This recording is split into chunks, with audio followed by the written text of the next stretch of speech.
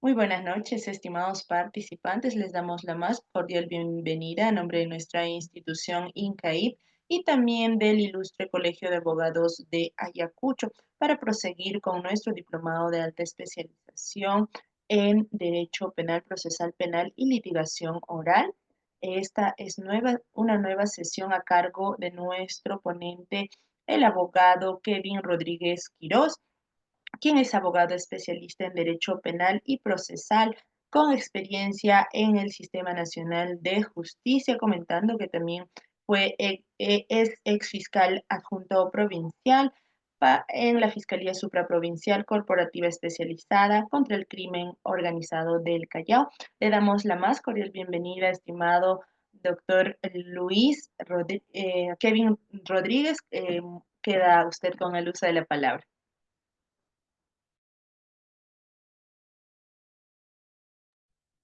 ¿Qué tal? ¿Cómo están? Muy buenas noches con todos los presentes. Bueno, primero agradecer a INCAL por la invitación al presente diplomado y para dictar la presente clase sobre diligencias preliminares y las principales actuaciones que tenemos dentro de ella. Hoy día vamos a tocar control de plazos, control de actos de investigación, el reexamen, principio de oportunidad. Vamos también a ver algunos modelos de disposición de apertura de diligencias preliminares y algunos modelos y un modelo de archivo de diligencias preliminares para que ustedes lo tengan en cuenta, para que ustedes puedan identificar cuáles son las partes de dichas disposiciones, si es que en algún momento ustedes ya trabajan o trabajarán en el Ministerio Público, ya sea como asistentes administrativos, en función fiscal y por qué no más adelante como fiscales, sería bueno siempre tener en cuenta dicho eh, estructura que se toma muchas veces en el Ministerio Público para realizar. Bien, bueno, las diligencias preliminares el año pasado sufrieron un cambio normativo que actualmente se encuentra en discusión en el Tribunal Constitucional. Existe un conflicto de posiciones entre el Ministerio Público y el Poder Ejecutivo en el que se establece quién debe dirigir las diligencias preliminares. Situación que se está aún debatiendo, el Ministerio Público está postulando la inconstitucionalidad de la norma, puesto que afecta el mandato constitucional que le da la facultad al Ministerio Público de ser el director de la investigación, quien tenga también quien pueda promover la acción penal. Entonces, es una discusión muy interesante que ha dado luz a la emisión de una directiva, un documento interno del Ministerio Público denominado Reglamento de la Actuación Fiscal en la Investigación del Delito, que tiene como finalidad evitar que los fiscales eh, puedan confundir su labor o establecer límites en la labor de la policía y la fiscalía en las diligencias preliminares. Lo vamos a ver más adelante. Entonces, vamos a iniciar esta pequeña exposición. Sin antes, vamos a poner las diapositivas. A ver, los ubico.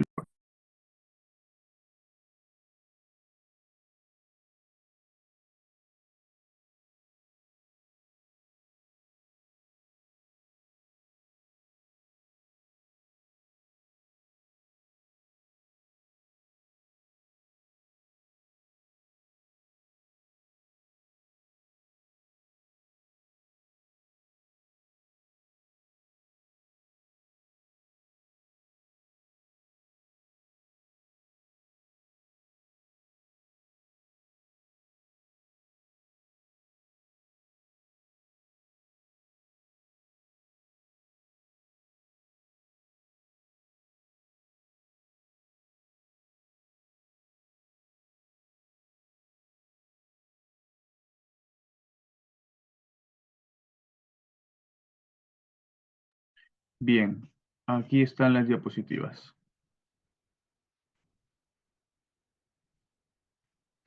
Bien, bueno, antes de explayarnos en lo que son las diligencias preliminares, vamos a tratar de hacer una breve semblanza de ubicación en el proceso penal. Como sabemos, nuestro proceso penal, luego de la reforma del Código Procesal Penal del año 2004, estableció tres marcadas etapas. La etapa de investigación preparatoria, la etapa eh, de intermedia y la etapa de juicio oral, como tres etapas básicas. Dentro de la etapa de investigación preparatoria tenemos dos subetapas. La etapa de diligencias preliminares, las cuales vamos a desarrollar hoy, y la etapa de investigación preparatoria propiamente dicha. El inicio de las diligencias preliminares siempre se da con el conocimiento de la noticia criminis. Esta es una posición particular mía, porque algunos señalan que se inician las diligencias preliminares con, bueno, la mayoría señala que inician las diligencias preliminares con la disposición de apertura. Sin embargo, existe una disposición previa que puede ser emitida sin necesidad de tener eh, originalmente la diligencia de apertura de diligencias, que es la disposición de archivo liminar. Es una disposición que se emite ni bien se tiene conocimiento del hecho criminal o del hecho supuestamente criminal y se advierte que de ninguna forma existe materia para iniciar una investigación. Entonces, podríamos redondear la figura que en algunos casos las diligencias preliminares no llegan a materializarse en una disposición de apertura, sino se materializan directamente en una disposición de archivo liminar. Luego de las diligencias preliminares, ¿cómo se inicia la etapa intermedia, perdón, etapa de formalización de investigación preparatoria propiamente dicha? Bueno, es con la disposición de formalización de investigación preparatoria. Esta etapa esta subetapa termina con la disposición de conclusión de la investigación preparatoria que da pie en el plazo de 15 días a emitir una disposición ya sea de sobreseimiento o una disposición de acusación. Hay que tener en cuenta que cuando los casos son complejos, ese plazo de 15 días para el requerimiento, perdón, acusatorio, el requerimiento de sobreseimiento, aumenta hasta en 30 días. Luego iniciamos ya la fase de intermedia en la que se hace la evaluación del cumplimiento de los requisitos de ambos requerimientos y termina pues con, si es en el caso de acusación, con el auto de enjuiciamiento y si es en el caso del sobreseimiento, con el auto de sobreseimiento, con el auto acusatorio, perdón, el otro. Luego ya pasamos al juicio oral que inicia con la citación a juicio oral y culmina, bueno, ya con la sentencia. Esa es la semblanza general del proceso. En este momento nos vamos a centrar solamente entonces en las diligencias preliminares. Como ya lo había mencionado, las diligencias preliminares se encuentran dentro de la etapa de investigación preparatoria, siendo esta su primera subetapa. Bien, cuando llega la noticia criminal o la noticia criminis, según el Código Procesal Penal, existen diferentes acciones o diferentes actores que pueden participar en esta acción de poner en conocimiento a la autoridad de dicha noticia criminal. En primer lugar, el Código Procesal Penal dice que cualquier persona puede denunciar un hecho criminal. También señala que es el Ministerio Público quien de oficio también puede iniciar una investigación preliminar, es decir, no necesita basarse o en una denuncia previa, sino que teniendo conocimiento propio de que se ha suscitado en la sociedad algún hecho delictivo, ya inmediatamente pone en funcionamiento todo el aparato estatal con la disposición de apertura de diligencias preliminares. Un ejemplo concreto son, por ejemplo, aquellos reportajes eh, periodísticos que podemos ver en los semanarios, en los dominicales, en el cual dan cuenta de que ha existido algún hecho presuntamente delictivo, ilícito, y es tomado en conocimiento a través de ese medio por el Ministerio Público y de oficio realizan las diligencias preliminares. También el Código Procesal Penal nos señala quiénes son los sujetos que están obligados a denunciar. Y son tres, básicamente. Según el Código Procesal Penal, pueden ser más obligados según la ley aumente los supuestos. Pero en el Código Procesal Penal solo señalan a los profesionales de la salud por los delitos que conozcan en el desempeño de su función. Por ejemplo, es bien sabido que cuando una persona ingresa a un hospital o centro médico con perforaciones por arma de fuego, el profesional de la salud está obligado en poner en conocimiento a el Ministerio Público y a la policía para que se acerquen a hacer las indagaciones correspondientes de por qué esa persona ingresó con perforaciones por arma de fuego.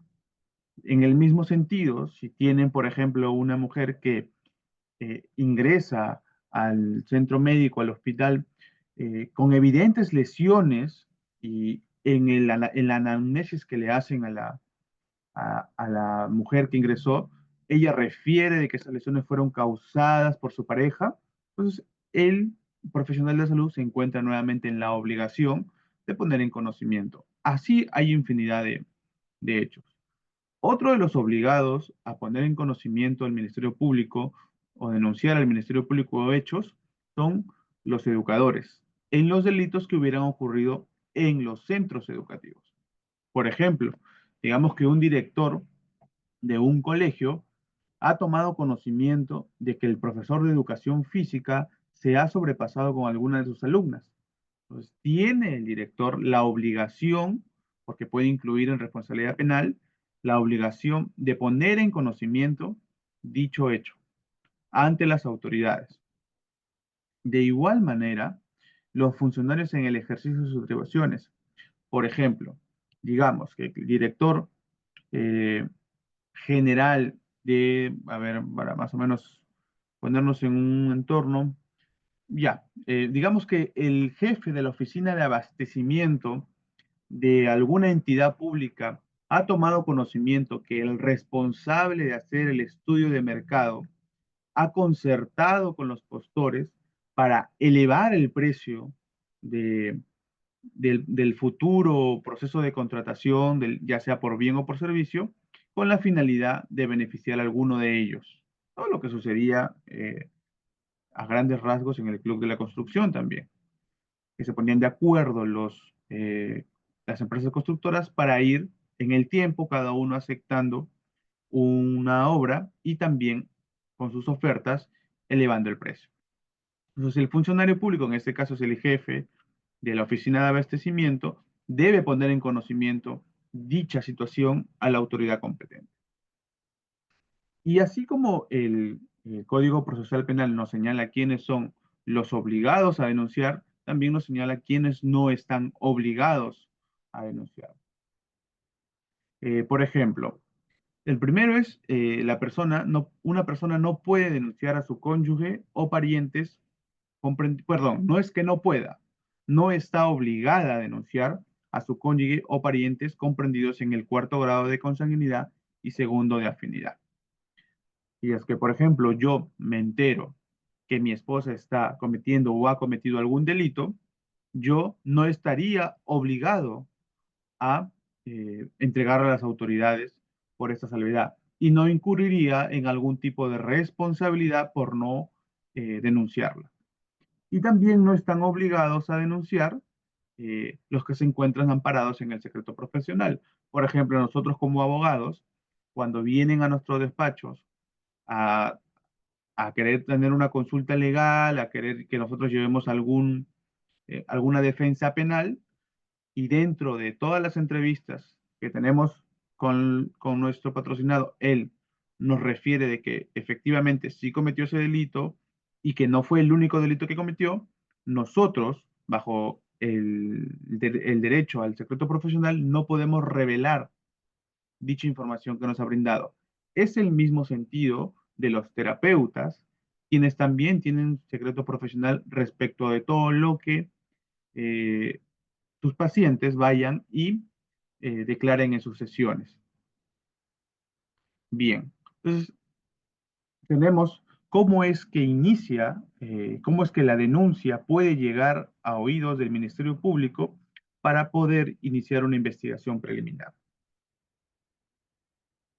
Y bien, ¿cuál es la finalidad de la investigación preliminar? Según el Código Procesal Penal, la investigación preliminar tiene por finalidad inmediata realizar los actos urgentes e inaplazables destinados a determinar si han tenido lugar los hechos, objeto de conocimiento y su delictuosidad, así como de asegurar los elementos materiales de su comisión, individualizar a las personas involucradas en los hechos, incluyendo los agraviados. Esta es la definición completa que nos da el Código Procesal Penal en su artículo, a ver, por lo ubico, 330, inciso 2. Ahora vamos a desmenuzar esta definición que nos brinda. ¿Cuál es la primera finalidad? Realizar los actos urgentes e inaplazables.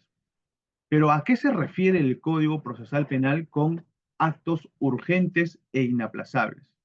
Por ejemplo, se suscita un caso de homicidio mediante un arma punzocortante dentro de un departamento en mi edificio en Jesús María. A ver, un momento. Ya.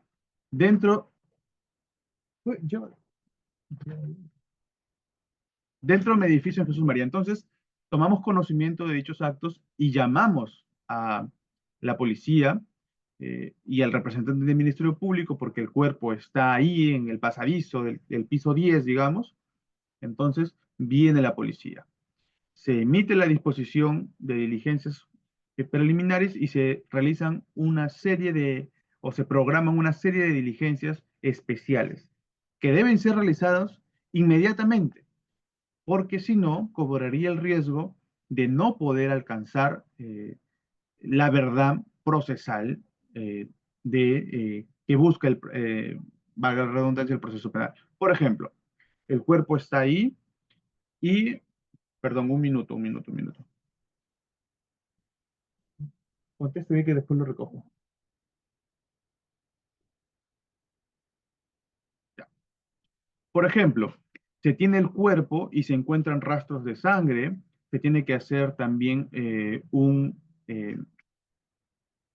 barrido de la escena del crimen para poder encontrar algún tipo de huella dactilar que con el paso del tiempo puede ser borrada o de alguna forma puede ser eh, manipulada y eso haría que podríamos perder esa información. Entonces, esos son actos urgentes e inaplazables. Por ejemplo, también en el barrido de la escena del crimen podríamos encontrar el arma homicida con la que se dio muerte a esta persona, que sería realmente urgente poder recabarlas también para verificar la existencia de huellas dactilares, para determinar también si existen muestras de ADN en el mismo o si pueden darnos cuenta de si es que, digamos, ¿no? En el caso hipotético de que este objeto punzocortante estaba también con veneno o qué otra información nos puede dar el objeto del delito. Entonces, para evitar que se manipule, que se pierda o que se deteriore estos elementos es que las diligencias preliminares tienen como finalidad hacer esos actos urgentes e inaplazables. También son actos urgentes e inaplazables, por ejemplo, la declaración de la víctima de cualquier tipo de delitos, ya sea de violación, de robo, por ejemplo, en el delito de robo. Si una persona ha sido víctima de robo, es sumamente importante que inmediatamente se le recoja la declaración, puesto que al haber muy poco espacio temporal entre la declaración y el hecho que sucedió, esta persona nos puede dar mayor información respecto de su agresor y las condiciones en las cuales se realizaron ellas. Bien, segunda finalidad, asegurar los elementos materiales de su comisión. Al hablar de asegurar los elementos materiales de su comisión, podemos también traer a colación, por ejemplo, el caso de homicidio por un objeto punzocortante, porque al realizar rápidamente el barrido de la escena del crimen, podemos encontrar la posible arma homicida y podemos de esta manera asegurar este elemento material para luego, posteriormente ser usado en juicio oral, por ejemplo. Individualizar a las personas involucradas, incluyendo a los agraviados. Por ejemplo, una vez que se realiza el hecho punible, eh, y se realizan o se decretan los actos urgentes inaplazables, como por ejemplo la declaración de la víctima o de los testigos que pudieron ver el momento de los hechos o momentos posteriores a los hechos, nos va a permitir que podamos identificar a través de sus declaraciones quiénes fueron los posibles autores y si es que no habría un agraviado, digamos, del delito, de algún delito que se esté llevando a cabo, como por ejemplo, haber un delito en el que faltara el agraviado, un posible robo de de algún equipo celular o un posible hurto en algún local comercial que mediante violencia se ingresó en la noche. Sería importante poder identificar quiénes son los agraviados. Entonces, estos actos también nos permiten individualizar a las personas involucradas.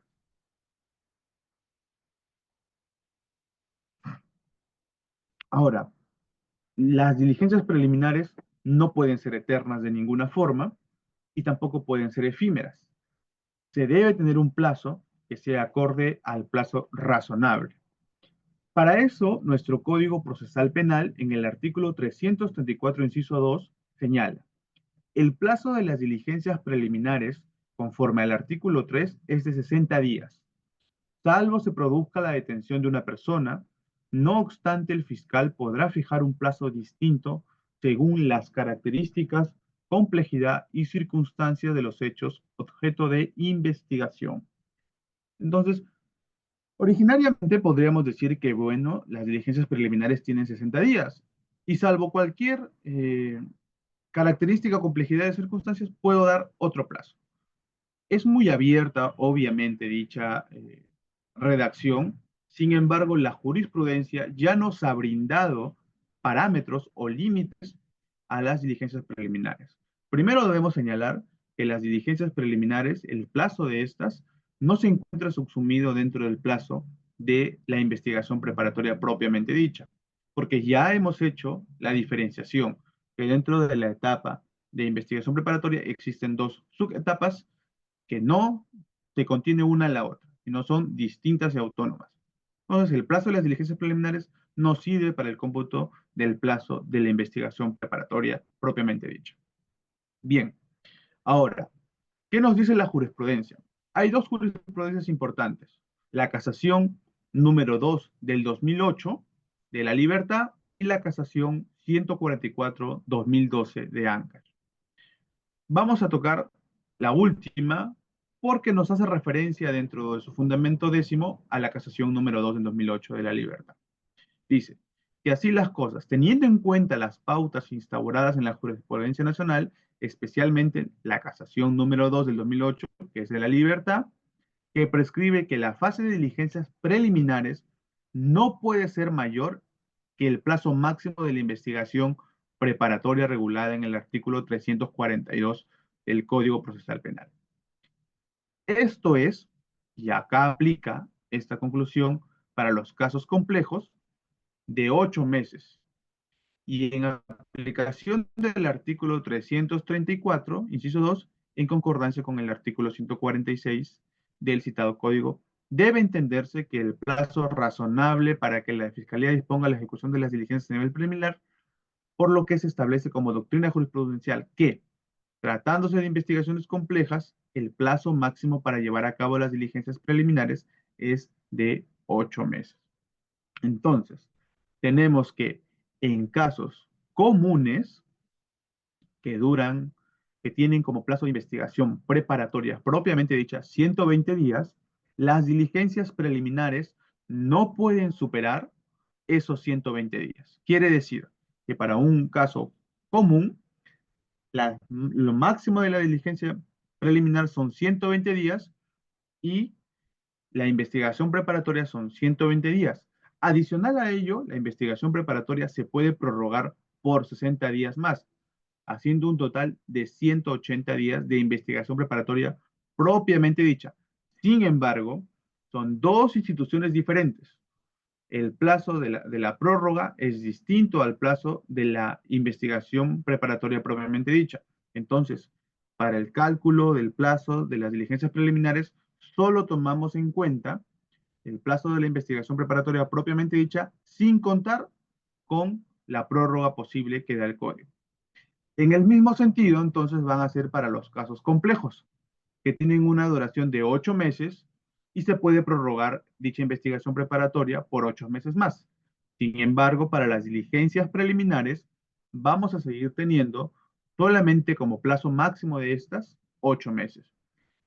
Y efectivamente en el año 2017, si no me equivoco, perdón, 2012, eso fue de casación, ya, en el 2017, está bien, salió una nueva jurisprudencia en el mismo sentido respecto a los casos de crimen organizado. Las diligencias preliminares para los casos de crimen organizado no pueden superar el plazo establecido para su investigación preparatoria, quiere decir 36 meses. Entonces, tenemos plazos de las diligencias preliminares, 120 días comunes, 8 meses complejos, 36 meses para casos de crimen organizado.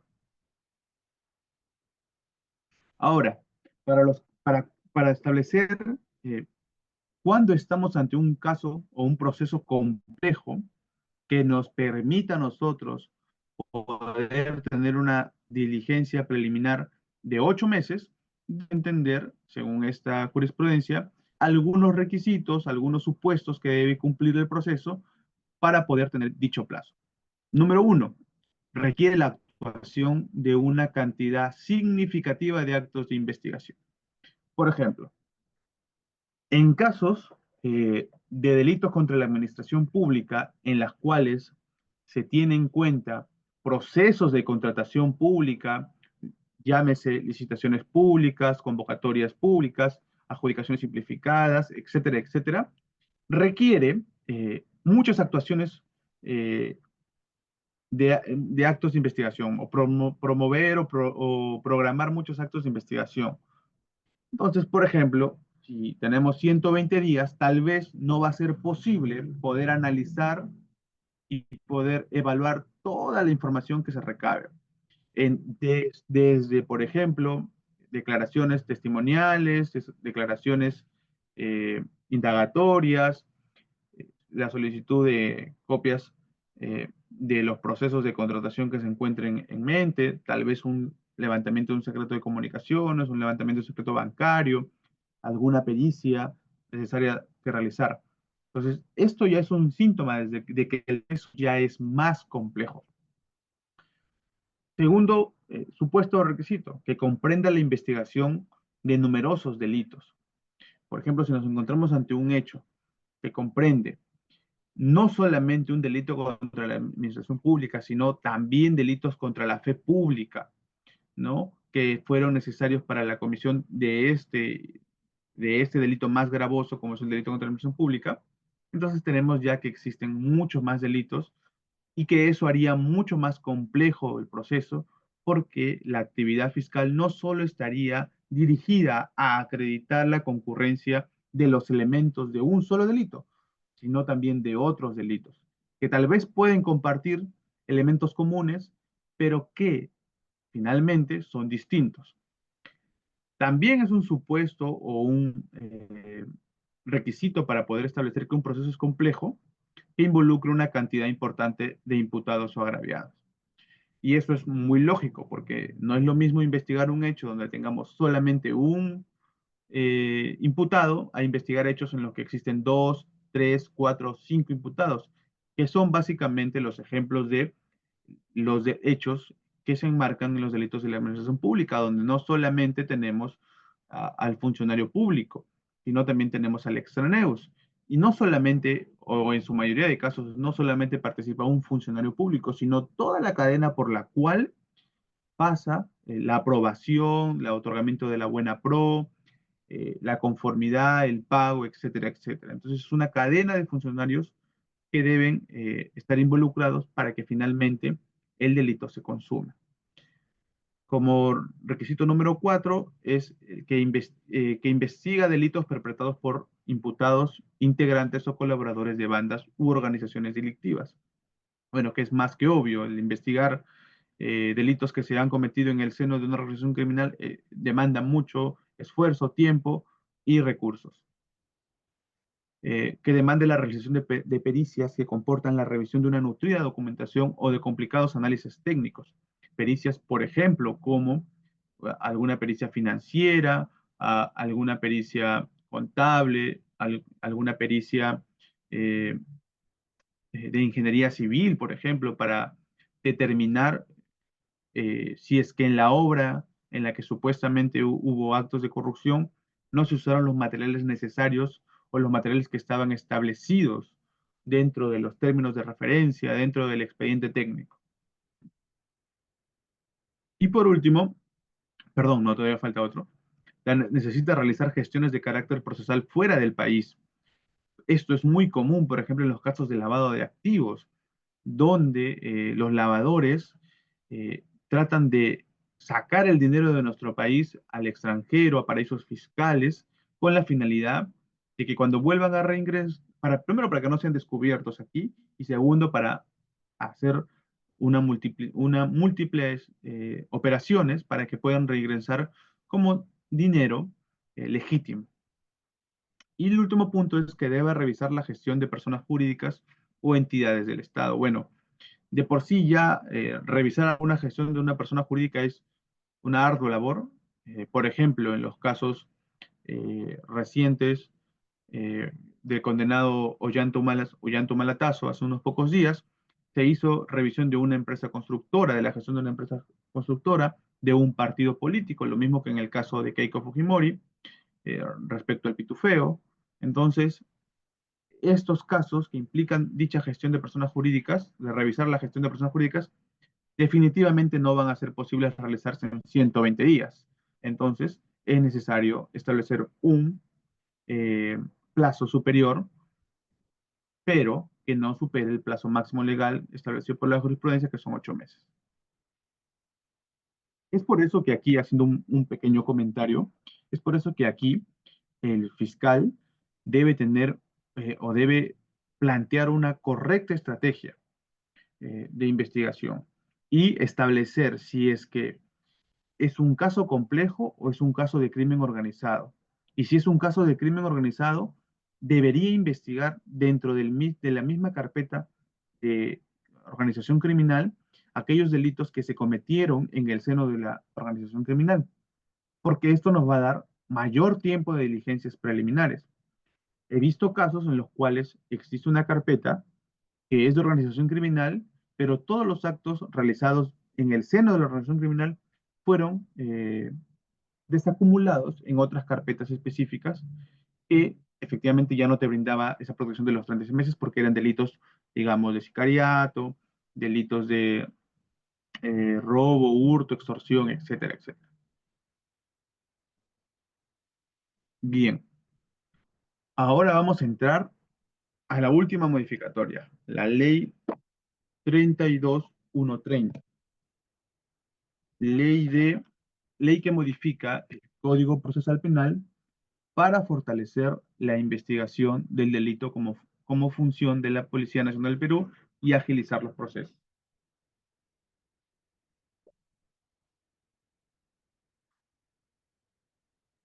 Bien, esta ley fue publicada el 10 de octubre del 2024 y a grandes rasgos lo que buscaba eh, era devolver, podríamos decirlo en ese sentido, devolverle a la Policía Nacional la independencia en la investigación de los delitos, especialmente en las diligencias preliminares. Era una suerte de volver a tener, o lo que ya no es posible, una policía de investigaciones, que tiene comentarios a favor y comentarios en contra.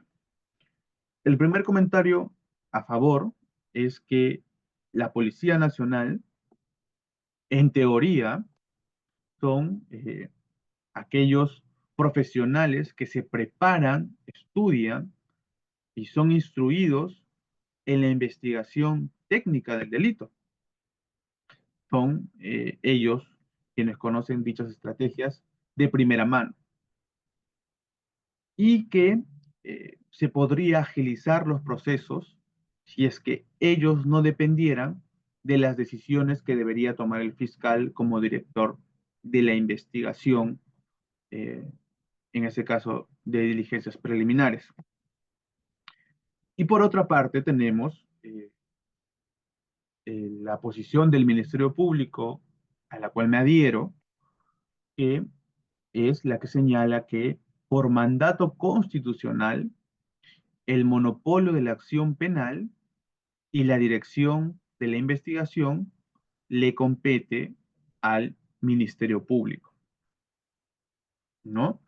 Siendo este un órgano autónomo y que la Policía Nacional solo coadyuva en la investigación del delito.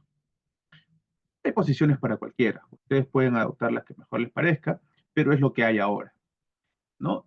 Y bueno, esta ley se está discutiendo ya en el Tribunal Constitucional, como lo mencioné al inicio, y no es una de las primeras leyes que buscan eh, darle la facultad de dirigir la investigación preliminar a la policía. Ya hubieron otras leyes anteriores que ya incluso algunas fueron en su momento declaradas inconstitucionales.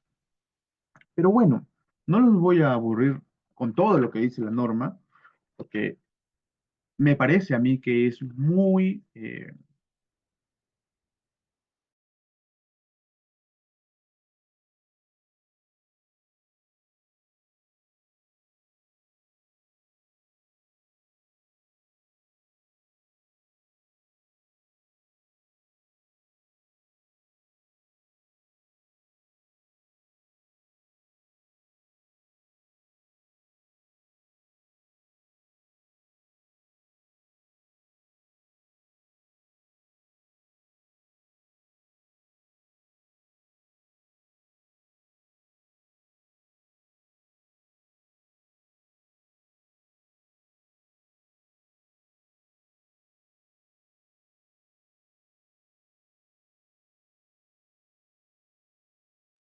creo que se desconectó por unos segundos. A ver, voy a volver a compartir.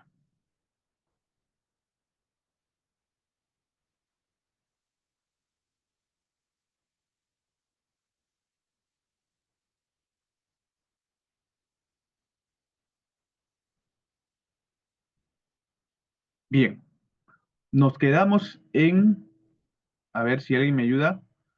¿Sí se escuchó todo, Nilda? ¿Se escuchó todo lo que estaba hablando respecto a la ley que fortalece la investigación del delito? Bien, entonces volvemos al cuadro comparativo. Como les decía, no les voy a hacer un recuento de todas las modificaciones, pero sí de lo importante respecto a las diligencias preliminares. Como primera modificación se tiene el título preliminar del Código Procesal Penal respecto al artículo 4 que señala el titular de la acción penal. En su redacción se señala, el Ministerio Público es titular del ejercicio de la acción penal en los delitos y tiene el deber de la carga de la prueba. Asume la conducción jurídica de la investigación que implica la orientación legal de las acciones que realiza la policía. Y desde aquí ya vamos viendo una diferenciación entre lo que es conducción jurídica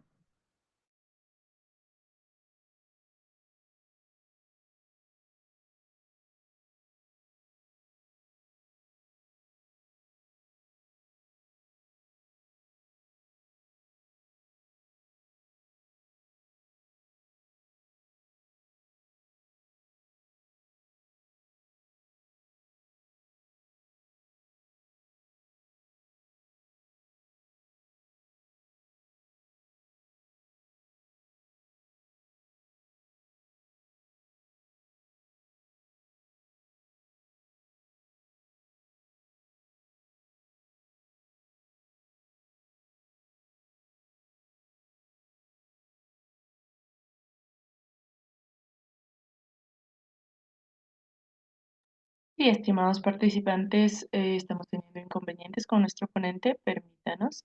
Estimado doctor, no se le estaba escuchando su audio. No sé por qué estoy sufriendo en este momento fallas. A ver, un momento voy a revisar rápidamente, no se vaya a estar generando alguna descarga o algo, alguna actualización en el equipo que perturbe la conexión. Gracias, doctor. A ver, permitamos a nuestro ponente en estos momentos a que pueda verificar, no sin antes también comentarles que si desean hacer alguna duda o consulta concerniente al tema, lo pueden realizar mediante el chat o activando la opción levantar mano.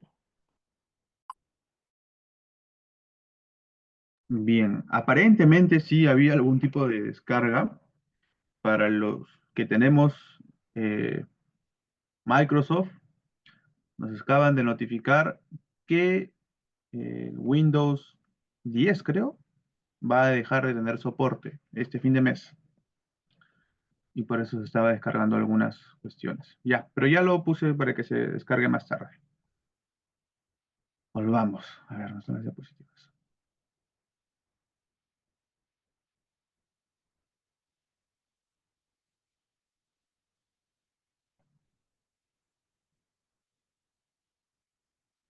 Bien, nos habíamos quedado entonces en los roles que asume ahora la policía y el Ministerio Público. La modificación del artículo 4 del título preliminar señala que el Ministerio Público ahora va a tener la conducción jurídica de la investigación y el rol de la policía va a ser que tiene a su cargo la investigación preliminar del delito y realiza las diligencias que conforme a su naturaleza corresponden a dicha competencia de conformidad con sus leyes y reglamentos. Lo que nos va dejando luces de que la presencia del Ministerio Público siempre va a ser relevante, pero solamente con la finalidad de cautelar que las diligencias realizadas cumplan con todos los estándares de legalidad, con la finalidad de evitar más adelante algún cuestionamiento a los elementos obtenidos a partir de ella. Digamos, otra modificación en esta misma ley se refiere al artículo 65 del Código Procesal Penal, que señala el fiscal, en cuando tenga noticia del delito, dispone de forma inmediata que la Policía Nacional realice las diligencias preliminares. Si nosotros interpretamos esta modificación que no está redactada de una forma facultativa, que no está redactada de una forma impositiva, podríamos decir entonces que ahora absolutamente todas las diligencias preliminares se van a tener que llevar en sede policial. Anterior a ello, las diligencias preliminares, mediante la disposición correspondiente de apertura, podría señalarse si es que se llevan en sede fiscal o en sede policial. Con esta nueva redacción, aparentemente, ahora es de obligatoriedad que todas se lleven en las sedes policiales. ¿Qué dice respecto al rol de la policía? Dice, ese es el artículo 67, lo que les voy a leer ahora, del Código Procesal Penal que ha sido modificado. La Policía Nacional, en cumplimiento de sus funciones, debe, inclusive por propia iniciativa, tomar conocimiento de los delitos y comunicar inmediatamente al fiscal, debiendo realizar las diligencias de investigación urgentes o inaplazables que formarán parte de las diligencias preliminares y de la carpeta fiscal, para impedir sus consecuencias. Y bueno, ya hemos estudiado cuáles son las finalidades, ¿no? Entonces, si nosotros interpretamos este artículo, señala que la Policía Nacional debe tener una posición más activa y buscar obtener información de delitos que se cometan. Como por ejemplo, en las primeras diapositivas, señalamos que dichas diligencias, perdón, el Ministerio Público puede tomar conocimiento de dicha noticia criminal a través de los portales de comunicación, ya sean semanarios, dominicales, prensa escrita, etcétera. Entonces, la policía también debería tener esa posición más activa, captar dicha noticia criminal, iniciar las diligencias preliminares poniendo en conocimiento al Ministerio Público para que emita la disposición correspondiente, porque esa es la conducción jurídica que debería seguir, ¿no? Esas son las modificaciones que finalmente yo puedo decir, lo voy a decir al final, lo voy a explicar al final mejor para que no se confundan. Bien, ¿y qué más nos dice en el artículo 322 también del Código Procesal Penal? Señala, el fiscal conduce jurídicamente la investigación preparatoria. La Policía Nacional del Perú, en cumplimiento de su finalidad constitucional, practica la investigación material del delito en la etapa preliminar por iniciativa o a solicitud de parte, siempre que no requiera autorización judicial ni tenga contenido jurisdiccional conducente al esclarecimiento de los hechos. Nos manifiesta entonces esta modificatoria que ya nos hace la diferenciación de conducción jurídica y de investigación material. La policía, entonces, por iniciativa propia, dice, puede realizar actos de investigación o también a solicitud de parte. Ahora, tiene que siempre poner en conocimiento a la policía de los actos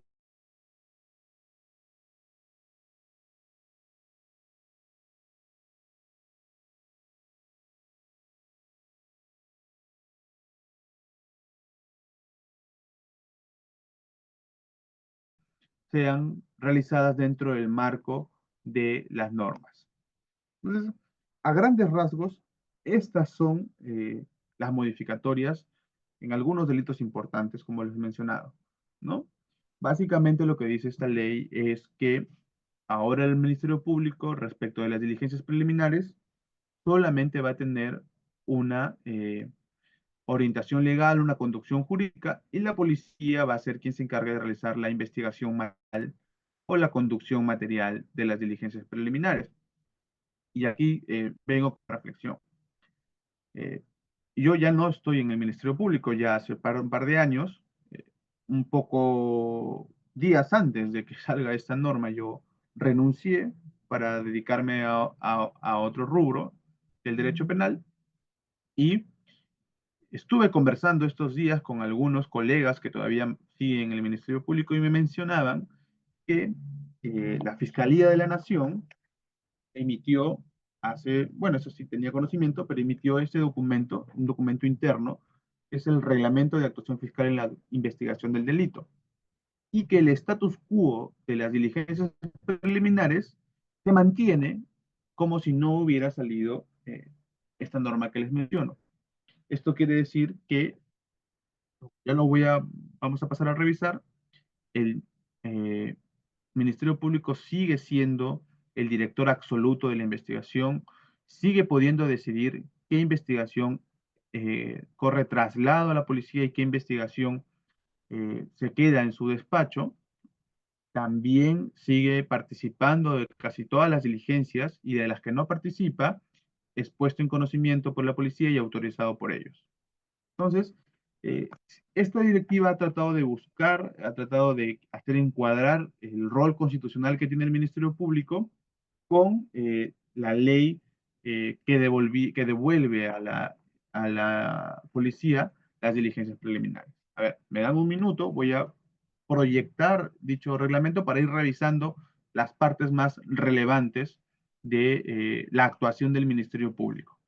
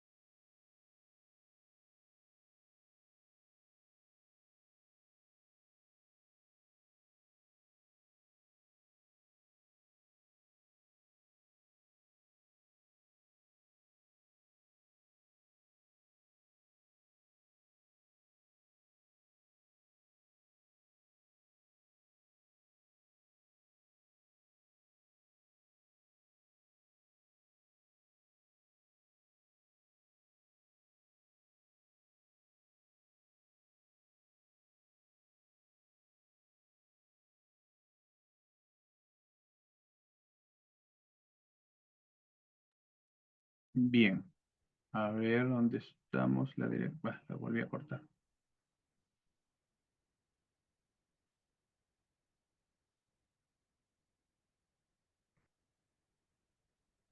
Ya que carga, a ver. Aquí está.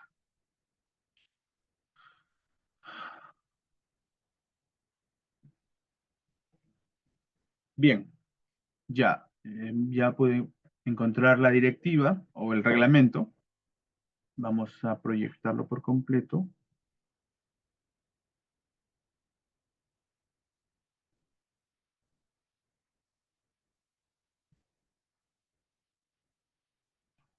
Si no,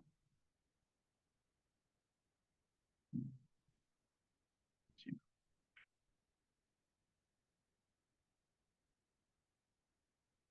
Bien, sí se me escucha, ya.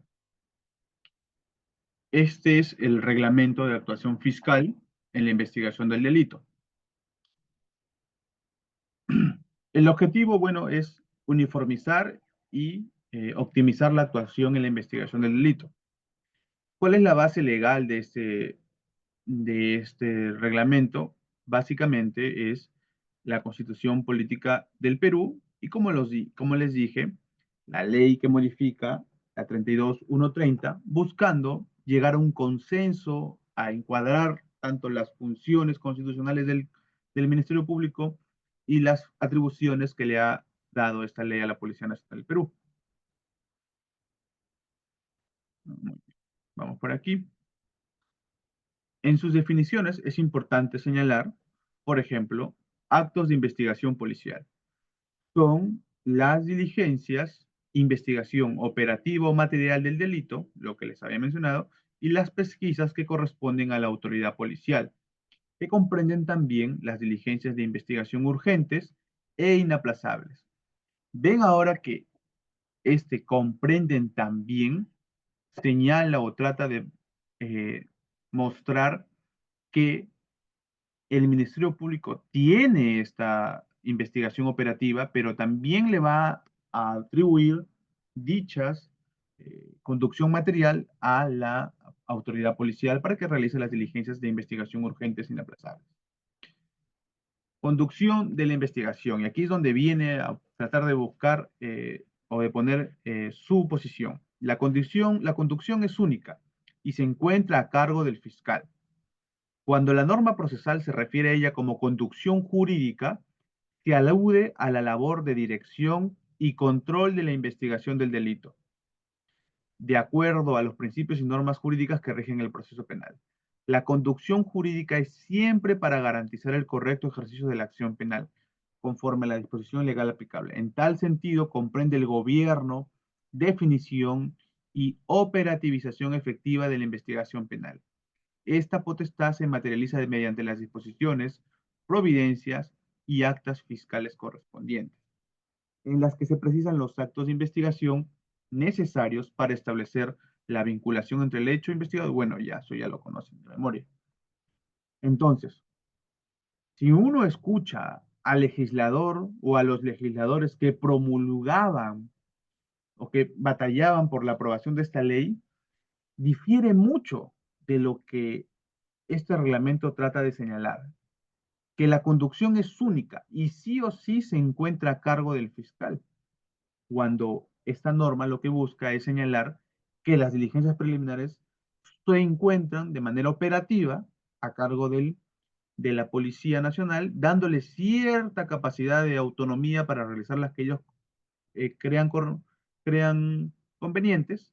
Sin embargo, aquí el Ministerio Público en su reglamento dice, no, nosotros seguimos siendo el que está a cargo de la investigación y la policía nos va a coadyuvar básicamente, es lo que se señala.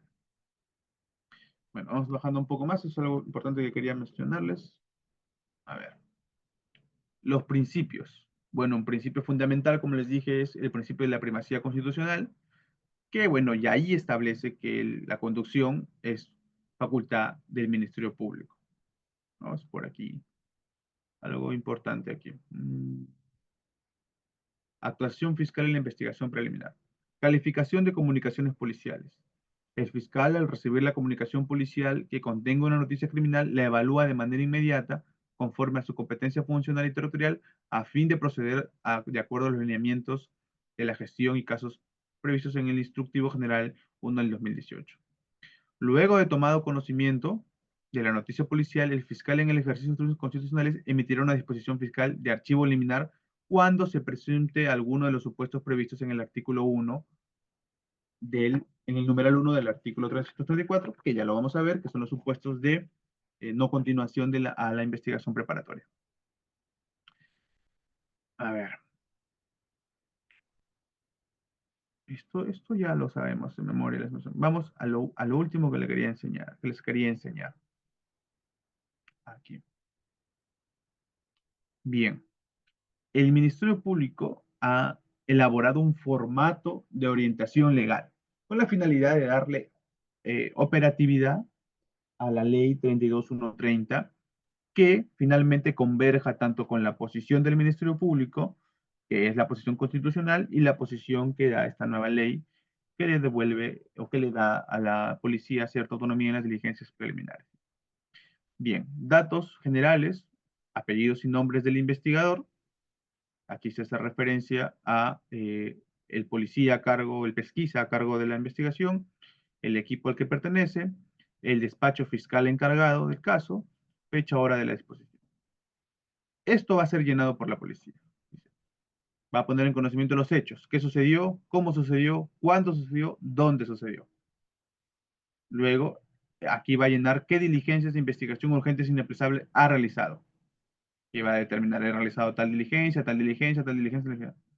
¿Cuál ha sido la estrategia operativa? ¿Por qué realizó dicha diligencia? ¿Qué esperaba encontrar con dicha diligencia? ¿Qué diligencia prosigue de esta diligencia o se desprende de esta actuación? Etcétera. Es una estrategia operativa. Orientación legal. Esto ya es para ser llenado por la policía, que básicamente lo que va a tratar de buscar es señalar los lineamientos generales desde el punto de vista, por ejemplo, de la dignidad del trato humano, el debido proceso, la presunción de inocencia, la no discriminación, la prohibición de tortura, la protección de la integridad y, fundamental, el derecho de la defensa. Porque tengamos en cuenta que los actos de investigación que se realizan en las diligencias preliminares no pueden volverse a realizar en la investigación preparatoria propiamente dicha. Solo se pueden realizar ampliaciones de ser estrictamente necesario. Bien, entonces nos quedamos aquí en orientación legal. Orientación legal para la obtención de los elementos de prueba, la revisión del cumplimiento de los requisitos para evitar tener prueba prohibida o prueba ilegal, eh, la obtención de los indicios, cómo se recogen indicios, y lo que se considera necesario para la investigación. Luego va la disposición jurídica del fiscal, en el cual se dispone la investigación preliminar, que debe tener, esto no es una estructura, ojo, esto es básicamente una guía, una estrategia jurídica, un objeto de la investigación, el plazo, formalidades específicas de los actos de investigación para garantizar su validez, lo que le dije, evitar que algún acto de investigación devenga en prueba prohibida, y las diligencias de investigación. Entonces, este reglamento interno, documento interno, sería muy conveniente para ustedes, ya sean trabajadores del Ministerio Público, abogados defensores, siempre tenerlo en cuenta, porque permite operativizar o permite conocer cómo se operativiza la ley 32130.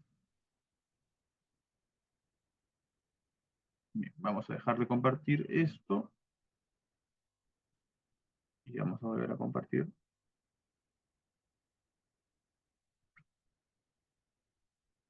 esto. Bien, bueno, ya vimos la directiva, así que esto ya nos salteamos. Ahora, ¿qué medios técnicos tenemos en las diligencias preliminares? Medios técnicos como denominación genérica, general, amplia.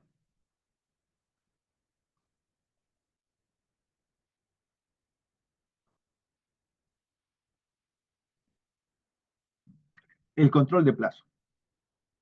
El artículo 334, inciso 2, menciona: Quien se considere afectado por una excesiva duración de las diligencias preliminares solicitará al fiscal de término y dicte la disposición que corresponda. Si el fiscal no acepta la solicitud del afectado o fija un plazo irrazonable, este último podrá acudir al juez de investigación preparatoria en el plazo de 5 días, instando su pronunciamiento. El juez resolverá previa audiencia con la participación del fiscal y del solicitante. Aquí tenemos que tener en cuenta un concepto básico que se desprende del principio del debido proceso, o de la garantía del debido proceso, que es el plazo razonable. ¿Qué es el plazo razonable? O el plazo estrictamente necesario, que convergen esos dos términos. El plazo razonable, por ejemplo, significa que una persona no puede ser sometida a un proceso penal de manera indefinida, por ejemplo. Y cuando hacemos referencia a un plazo estrictamente necesario, señalamos que dentro del plazo legal establecido, eh, solamente debe ser sometido el plazo que sea estrictamente necesario. Si, por ejemplo, yo aperturo diligencias preliminares por 8 meses en un caso complejo, pero al mes número 6 yo tengo ya todas mis diligencias y mis actos de investigación realizadas y tengo los suficientes elementos de convicción que me permitan emitir ya mi disposición de de formalización de investigación preparatoria o en su defecto que me permitan emitir mi disposición de archivo, porque los elementos de convicción pueden ser de cargo o de descargo. Entonces sería innecesario esperar a que se agoten los otros 2 meses del plazo de investigación de diligencias preliminares complejo de 8 meses. Entonces, ahí hay dos conceptos: plazo razonable y plazo estrictamente necesario. Y hay un tercer concepto que es el delimitador entre el plazo razonable y el plazo irrazonable, que es el plazo legal. No estamos en un sistema jurídico donde el plazo razonable eh, no se encuentre delimitado por un plazo legal. Entonces, el plazo legal en el caso de las diligencias preliminares son 120 días, 8 meses, 36 meses. Si superamos el plazo legal, automáticamente ya devenimos en un plazo irrazonable o irracional. Vulneramos el plazo razonable. Entonces, ese es el parámetro para delimitar en qué momento. Ojo, he visto, incluso en algún momento, como parte de alguna fiscalía contra el crimen organizado, hemos tratado de sustentar que la vulneración del plazo legal no afecta la vulneración del plazo razonable. Y son debates muy importantes, muy interesantes, ¿no? Muy interesantes. Lamentablemente, en el caso que no voy a mencionar, el juez de investigación preparatoria no nos dio la razón, pero considero que sí pueden haber situaciones excepcionales por las cuales la vulneración del plazo legal no vulnera inmediatamente el plazo razonable. Pero bueno, esa discusión ya es para otro día. Entonces, si nosotros verificamos que ya pasaron los 120 días de, de diligencias preliminares y aunado a eso verificamos que ha habido una inactividad, ojo, es una palabra clave, inactividad del Ministerio Público, entonces tenemos un caso sólido para poder plantear un control de plazo. Entonces, primero ante el fiscal: señor fiscal, habiendo vencido el plazo de 120 días, que es el plazo legal, y no habiendo usted en los últimos 30 días emitido alguna disposición de perdón, alguna disposición de programación de diligencias, entonces solicito que usted emita la disposición que conviene. Y si ya tú gustas en tu escrito, haces un análisis de que debería emitir la disposición de archivo por tal motivo. Y si él no encuentra pronunciamiento en un tiempo razonable, específicamente del fiscal, entonces puedes acudir a el juez de investigación preparatoria y en la audiencia donde va a participar el fiscal y el solicitante, se puede discutir si es que se ha vulnerado o no el plazo razonable, pero ojo, siempre que se vulnere el plazo legal, se está vulnerando ya el plazo razonable. Y Cuando no se vulnera el plazo legal y tú quieres solicitar un control de plazo, la palabra clave está en la inactividad del Ministerio Público. Por ejemplo, todavía estamos en el día 80, pero desde el día 30 en adelante no se ha emitido ninguna disposición de reprogramación o de programación de diligencias fiscales. Entonces estamos viendo que desde el día 30 hasta el día 80, que son 50 días, hay una inactividad del Ministerio Público que nos permite inferir que para ellos el plazo que tuvieron ya fue suficiente, ya cumplió con sus objetivos, ¿no? Y podemos plantear un control de plazo en base al concepto de el plazo estrictamente necesario. Espero que esto les haya ayudado bastante porque muchos abogados defensores en diligencias preliminares no plantean nada. Esperan que pase el tiempo por estrategia, por confort, bueno, por una serie de motivos que no vienen al caso. ¿Qué otro medio técnico tienen? Por ejemplo, el control de actos de investigación. Esto está regulado en el artículo 337, inciso 4 y 5. Manifiesta. Durante la investigación, tanto el imputado como los demás intervinientes podrán solicitar al fiscal todas aquellas diligencias que consideren pertinentes y útiles para el esclarecimiento de los hechos. El fiscal ordenará que se lleven a efecto aquellas que estimare. Al respecto de este primer inciso, durante la investigación, si bien es cierto, el Ministerio Público es el... Un minuto, por favor, un minuto.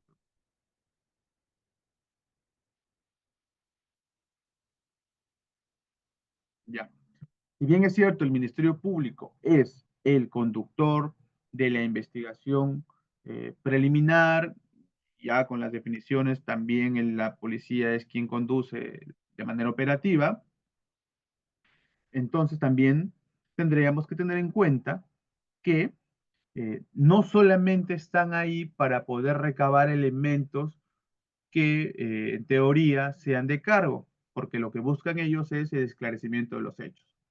Sin embargo, en la realidad, y lo digo por, por experiencia, a veces los fiscales que somos humanos, que somos pasionales, que tenemos subjetividades, nos dejamos llevar por nuestra labor más de persecutores que de garantes de la legalidad. Entonces, finalmente, lo que se busca es establecer toda una línea de investigación tendientes a poder establecer, digamos, ¿no?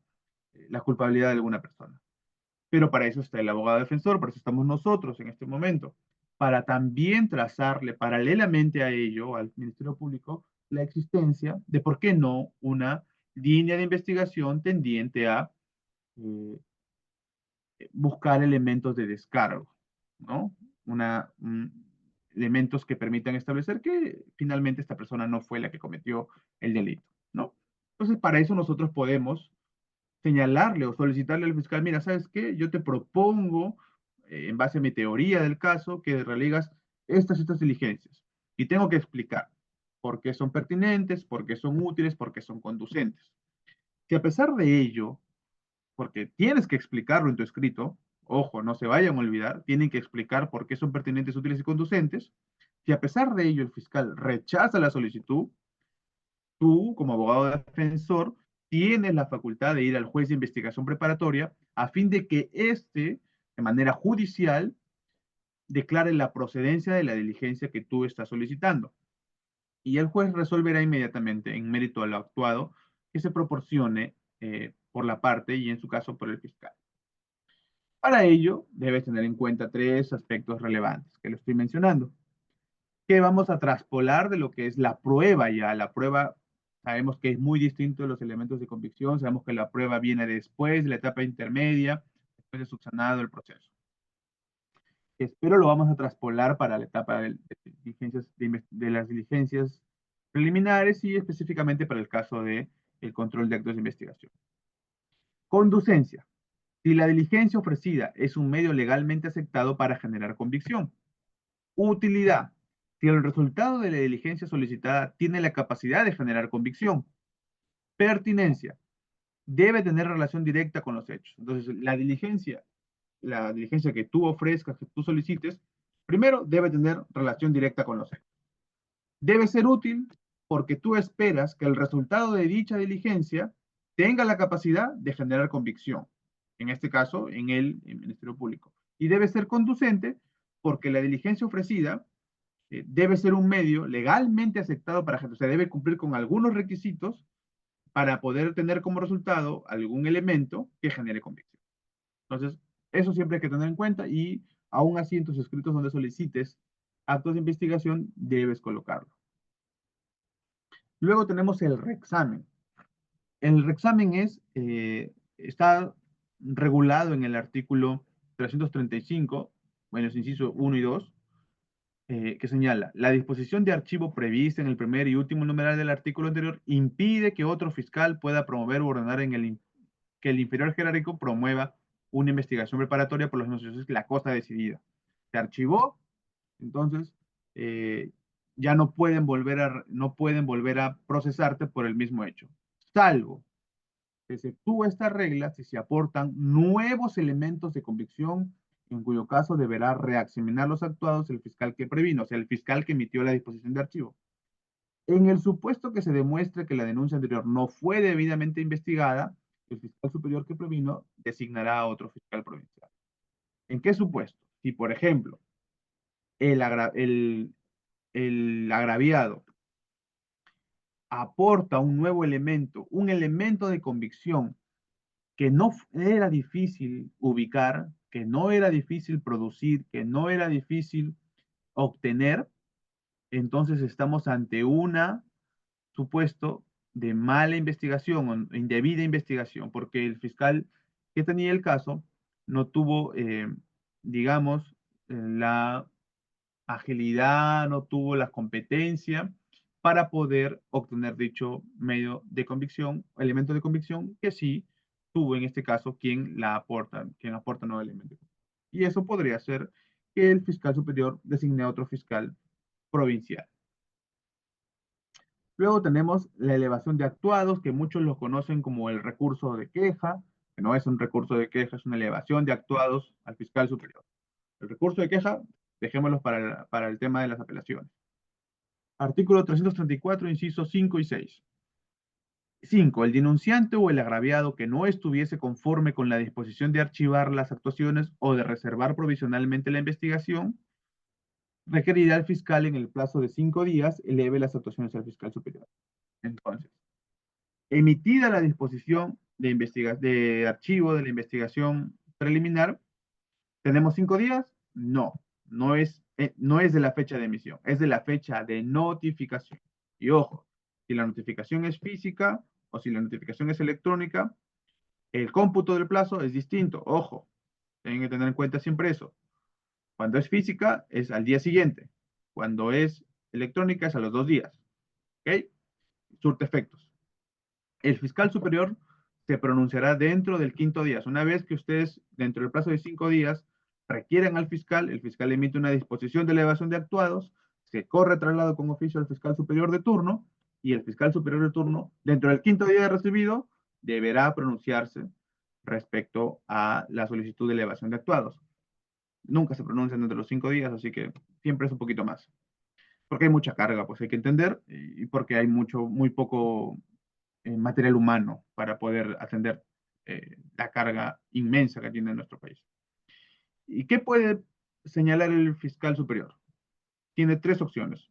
Puede ordenar la formalización, puede señalar que sí está bien archivado, o sea, puede confirmar el archivo, o una tercera, que es que puede señalar un plazo suplementario, perdón, complementario, un plazo complementario de diligencias preliminares donde él señale que se deben realizar tales actos de investigación.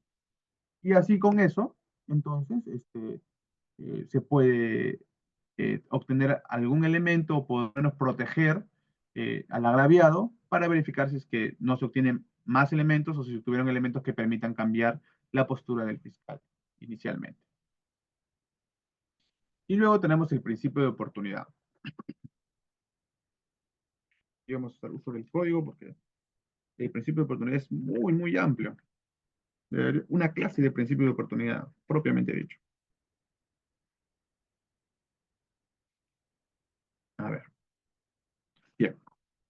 El principio de oportunidad está regulado en el artículo 2 de nuestro Código Procesal Penal. Del 2, a ver, 2, sí, solo el 2.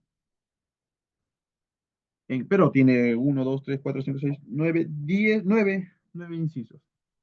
Bien, ¿qué es el principio de oportunidad? Es un mecanismo de simplificación procesal, ojo, mecanismo de simplificación procesal, por el cual el Ministerio Público de oficio, o sea, invita a las partes, o a pedido del imputado, solo del imputado, y con su consentimiento, si es que es de oficio, podrá abstenerse de ejercitar la acción penal. Y hay tres supuestos. Uno, cuando el agente haya sido afectado gravemente por las consecuencias de su delito culposo o doloso, siempre que este último sea reprimido con pena privativa de libertad no mayor de 4 y la pena resulte innecesaria. Entonces, digamos que estamos ante un delito, por ejemplo, en el cual de las acciones realizadas por el imputado haya salido lesionado. ¿Ya? Como consecuencia de sus acciones delictivas, sufrió lesiones, ¿ya? Que la pena del delito que ha realizado no sea mayor de 4 años. Entonces, al sufrir lesiones que, por ejemplo, suponga un mayor daño que la pena probable a recibir, entonces la pena ya resulta innecesaria. Supuesto 2. Cuando se trate de delitos que no afecten gravemente el interés público, salvo cuando el extremo mínimo de la pena sea superior a los 2 años de pena privativa de libertad, o sea, solamente cuando no afecten el interés público y la pena sea menor a 2 años. Y se hacen tantas bolas en su redacción. Entonces, si el delito no afecta el interés público, porque hay delitos que solamente eh, lesionan bienes jurídicos particularísimos, digamos nosotros, entonces no hay una afectación al interés público. ¿Y cómo se mide el interés público? Con la perturbación de la paz social. No es lo mismo un delito de daños a la propiedad que un delito de homicidio, que perturba completamente la paz social, o de extorsión, o de organización criminal, o de sicariato, ¿no? Entonces ahí vamos a tener que ir verificando en el plazo de la pena, en la prognosis de la pena y en el interés público. Y el tercer supuesto es cuando, conforme a las circunstancias del hecho y a las condiciones personales del denunciado, el fiscal puede apreciar que concurren los supuestos atenuantes de los artículos, y ahí si nos mudamos a los artículos 14, 14, 15, 16, 18, 21, 22, y aquí 14. La transacción. La transacción es un atenuante. Ah, no, perdón. Estoy en otro lado. Disculpen. No es un atenuante la transacción. Aquí está. Ya, ya nos hemos cansado un poco, creo. A ver. Acá está. Bueno, ya. Los supuestos de atenuación son, obviamente, el error de tipo, el error de prohibición, que deben conocer muy bien. Otro más sería el 15, que es el error de comprensión culturalmente condicionado, la tentativa,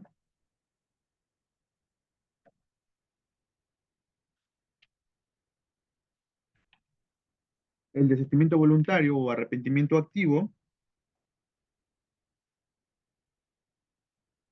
la responsabilidad restringida por la edad, sabemos que es 21 años, ¿no? La persona, pero, en los casos del artículo, sí, 21 años, y el otro es 25.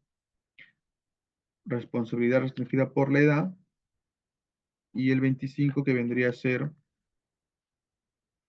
la complicidad primaria y complicidad secundaria. Entonces, cuando concurren estos supuestos atenuantes y verificándose las condiciones, tanto personales como las circunstancias de los hechos, por ejemplo, digamos, ¿no? Si se está cometiendo un delito de hurto que tiene por finalidad, por ejemplo, o sea, como un caso muy educativo, por ejemplo, si es que un adolescente, un joven de menos de 21 y mayor de 18 ingresa a una farmacia para robar medicinas carísimas para la lucha del cáncer de su madre, entonces efectivamente se está cometiendo un delito, ¿no? Pero se debe atender a las atenuantes, en este caso la responsabilidad atenuada por la edad, y a las circunstancias o las condiciones personales, o sea, cuál es el móvil que lo mueve a realizar dicho acto delictivo. Y cuando se hace referencia a las circunstancias del hecho es, por ejemplo, que fue un hurto donde no se pusieron en peligro otros bienes jurídicos más que el patrimonio. Entonces, ahí podemos aplicar el principio de oportunidad. Y bueno, no será posible de un delito combinado una sanción superior de 4 años. Pero ojo, hay jurisprudencia en que se flexibiliza un poco la sanción superior a 4 años. Sí hay. Entonces, se puede todavía verificar según el caso concreto. ¿Qué sucede entonces cuando se presenten dichos casos?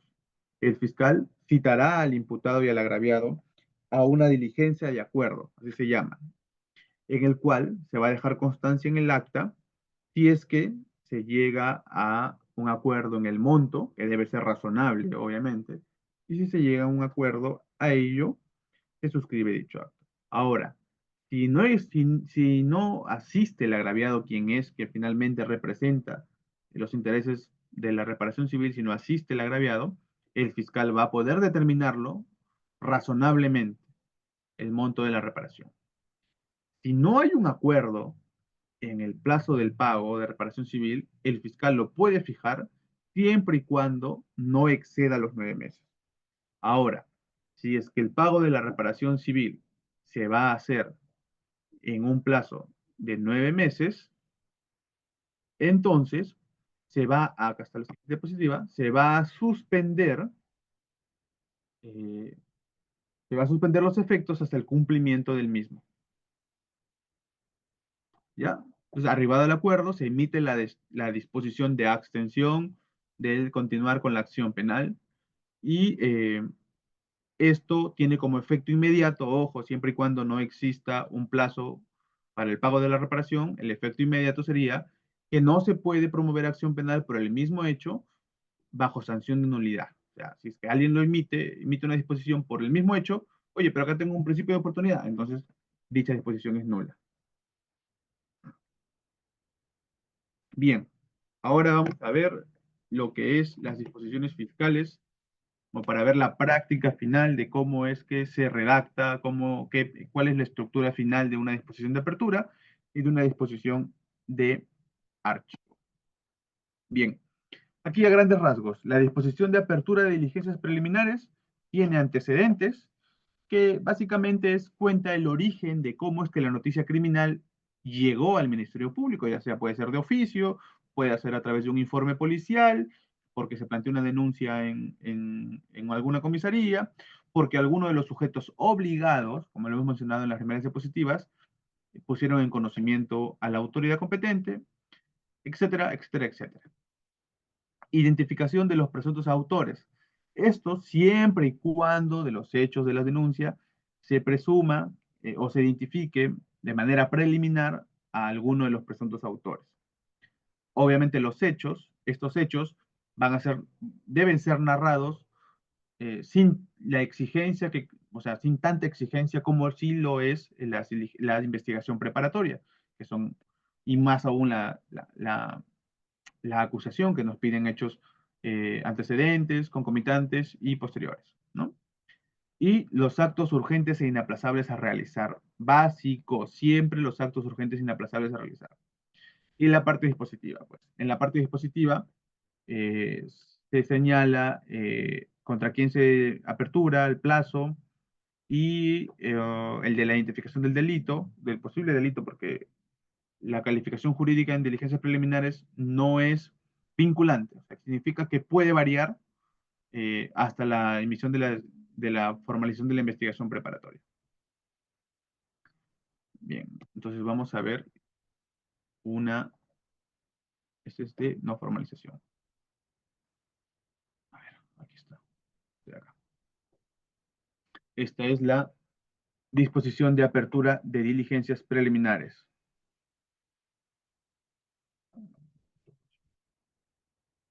De diligencias preliminares, siempre la disposición número 1, básicamente, la identificación de la carpeta fiscal, nunca se olviden, para que puedan tener un orden, para que pueda también el, el denunciante y el agraviado, en este caso, o incluso la Procuraduría, dar seguimiento al caso. Esta es la parte antecedente que les digo, el dado cuenta, aquí se señala. Dado cuenta la denuncia penal interpuesta por. Entonces ya tenemos cómo es que llegó a nosotros la denuncia penal, en mérito a qué se está aperturando. Bueno, la identificación del denunciado, si es que lo hubiera, nombre completo, DNI, si es que tienes otros datos, genial. Los hechos objetos de incriminación, ¿no? Siempre es bueno apoyarnos en las normas, la finalidad de las diligencias preliminares, citamos el artículo 1 del 330, que, bueno, ha sido modificado, esto es anterior a la modificación. El fiscal puede, bajo su dirección, requerir la intervención del gobierno, realizar por sí mismo las diligencias preliminares de investigación para determinar si debe formalizar la investigación preparatoria. Sí, las diligencias preliminares tienen por finalidad y toda la finalidad de las diligencias preliminares. Aquí hacemos, yo cito siempre, bueno, citaba siempre una casación de la Corte Suprema respecto a qué significa y cuál es el alcance de los actos urgentes e inaplazables. ¿Ya? Y luego aquí tenemos qué es lo que vamos a buscar con las diligencias preliminares. En este caso, tienen como fin de establecer qué conductas concretas ha desplegado la denunciada y ingresando información falsa en un proceso notarial y por consecuencia junto con la finalidad de obtener un perjuicio asumiendo la propiedad de un bien inmueble, que es básicamente lo que se denuncia, ¿no? Entonces, si vamos a establecer si es que ha desplegado o no ha desplegado dicha conducta. La calificación jurídica, bueno, señalar qué posible delito ha sido el que se ha cometido. Y bueno, aquí también señalo el artículo respecto a la intervención de la policía en las diligencias preliminares. Importante también respecto a la imputación concreta. Recuerden que la imputación concreta se construye en las diligencias preliminares. Ojo, cuando uno va a formalizar la investigación preparatoria, ya debe tener una imputación concreta, porque de no existir una imputación concreta, estarías afectando el derecho de defensa del imputado, porque estarías yendo a la siguiente estadio procesal sin que conozca cuáles fueron las conductas específicas que realizó. Y finalmente, aquí vamos a hablar de la complejidad. De la complejidad. En este caso, citamos la casación 2 del 2008 respecto al plazo de las diligencias preliminares que deben ser siempre, no deben superar el plazo máximo de la investigación preparatoria formalizada. En este caso en particular, no hubo necesidad de establecer un análisis respecto a la complejidad del plazo, porque era un plazo, era un proceso común, o sea, evidentemente no había complejidad.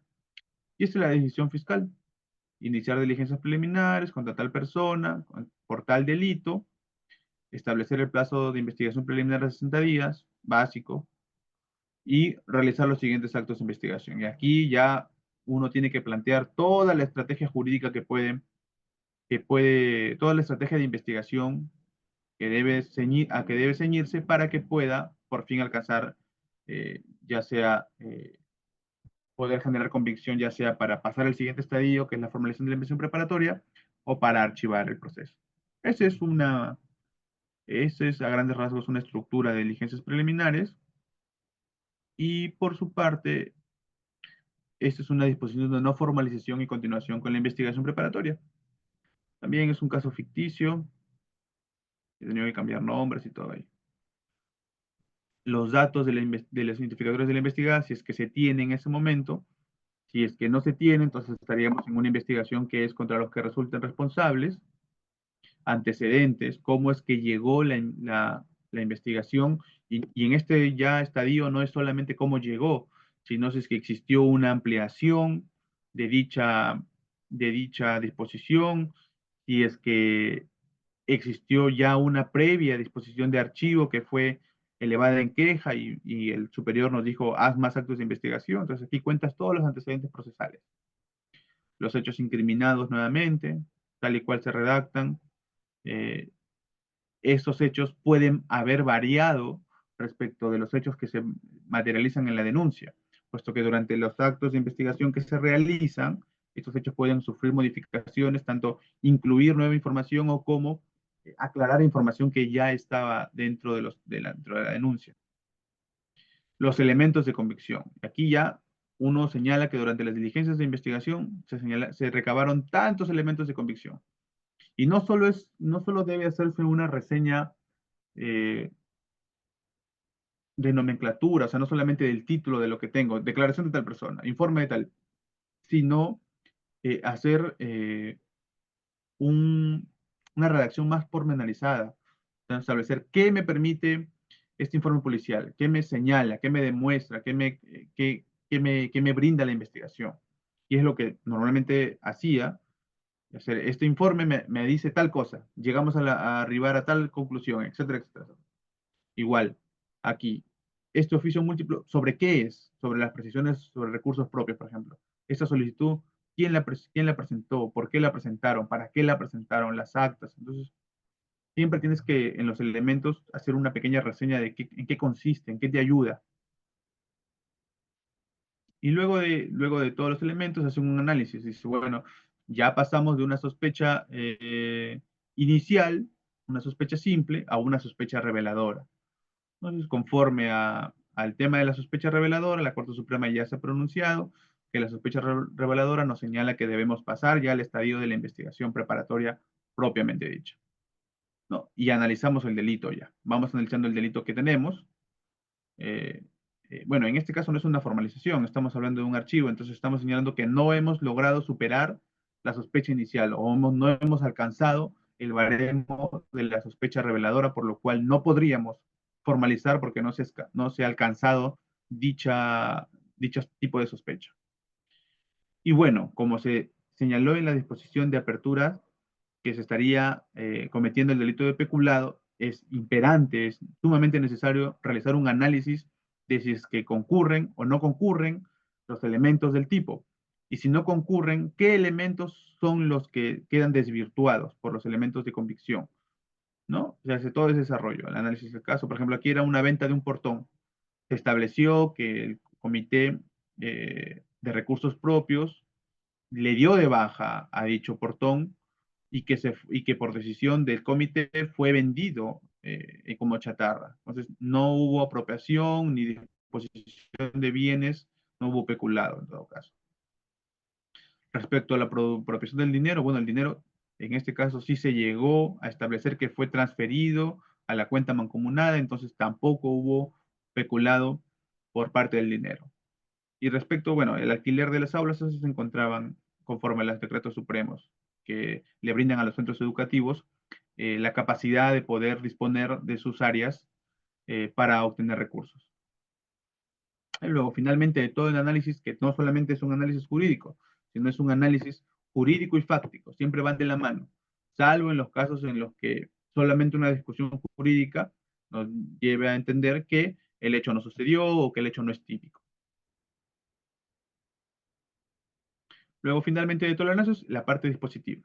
No da lugar a la formalización de notificación presente posición a las partes procesales para que puedan hacer uso de la elevación de actuados. Finalmente, lo habíamos estudiado, el reexamen. Yo dejo siempre, bueno, dejaba siempre las disposiciones, hacía mención al reexamen. Si es que aparecían nuevos elementos de convicción, entonces yo podía, o el fiscal podía reexaminar los actuados. Entonces siempre dejaba ese punto. Bueno, esa es la estructura final de una disposición de archivo. Bueno, hasta aquí, la parte más importante. ¿Hay preguntas?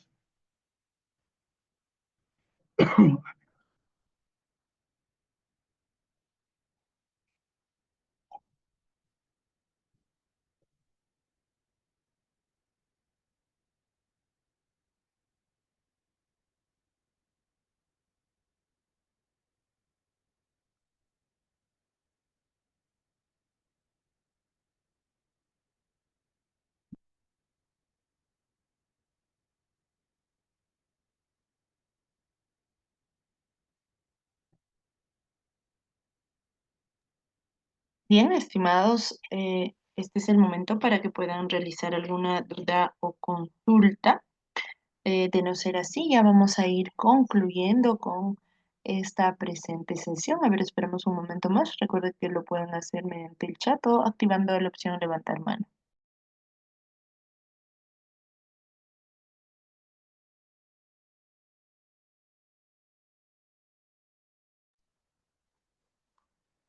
Bien, ya no habiendo más puntos que tratar tampoco, estimados participantes, voy a proceder a dejar de grabar. Permítanme.